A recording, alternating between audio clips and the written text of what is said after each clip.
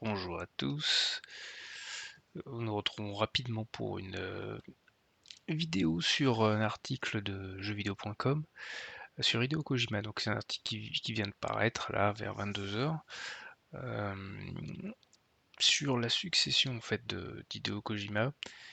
C'est assez intéressant parce que il avait fait le choix de créer son studio avec sa vision à lui. Et bon, vu son âge qui commence à être certain, je crois qu'il est à la soixantaine, effectivement, on peut se demander comment il lèguera et ce qui arrivera plus tard quand il prendra sa retraite, ou pire, quand il mourra. Euh, Là, bon, de ce qu'il commence à dire, mais bon, c'est un peu du Hideo Kojima. Je ne passerai le relais à personne. Le studio de Death Stranding 2 en est sûr, son studio ne survivra pas à sa mort s'il fait ce choix.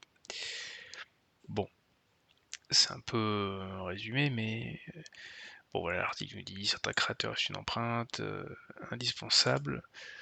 Euh, Impensable de voir leurs œuvres perdurer sans eux.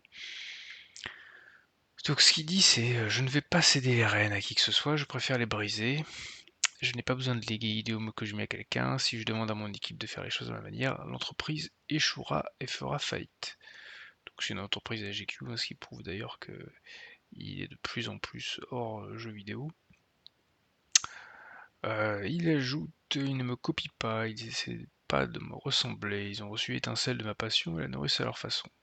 Alors ça c'est assez intéressant parce qu'effectivement, autant je pense que c'est un peu perturbant de voir un créateur comme ça refuser de léguer son nom ou dire un peu des phrases chocs comme ça, que son studio ne survivra pas, autant léguer quand même une passion, une étincelle, c'est quand même différent.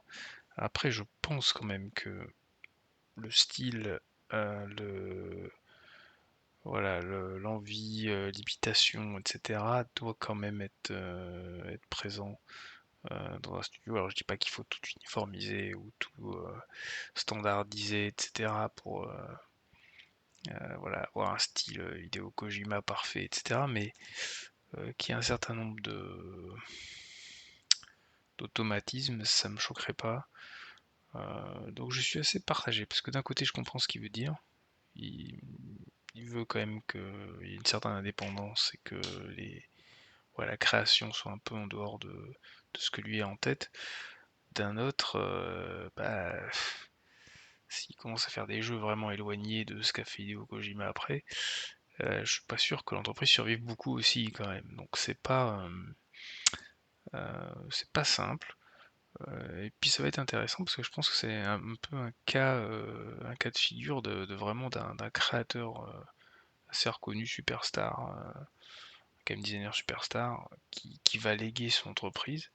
Ça s'est jamais encore fait. Et je suis curieux de voir comment ça prendra. J'espère quand même qu'ils réussiront. Moi j'aime bien Hideo Kojima, j'aime bien les jeux qu'il fait, même si c'est clivant, hein. Donc j'aimerais bien voilà qu'il y ait encore ce jeu un petit peu d'auteur qui perdure. Je sais que ça plaît pas à tout le monde, je sais que c'est pas forcément le game design qui est plus dynamique, etc. Mais ça propose quelque chose de différent dans l'industrie et ça prend pas mal de risques. Et ça, j'aimerais bien le retrouver dans son studio, dans sa descendance, entre guillemets. Donc ce serait intéressant de voir. Voilà, bon, j'ai pas grand chose d'autre à dire. Le, le trailer est très beau, hein, je vous laisserai le regarder sur Dailymotion, mais c'est vrai que c'est toujours Decima d'ailleurs le moteur.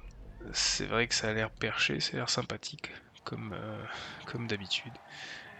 Sur ce, je vous souhaite une bonne soirée et une agréable nuit pour ceux qui vont se coucher comme moi. Au revoir.